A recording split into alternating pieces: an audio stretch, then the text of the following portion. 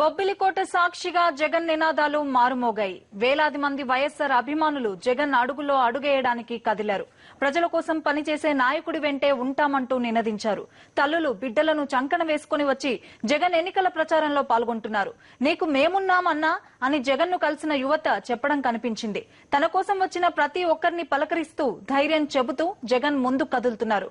కాసేపటి క్రితం గుల్లా సీతారామపురం పారాదిలో వైఎస్ జగన్ ఎన్నికల ప్రచారం నిర్వహించారు.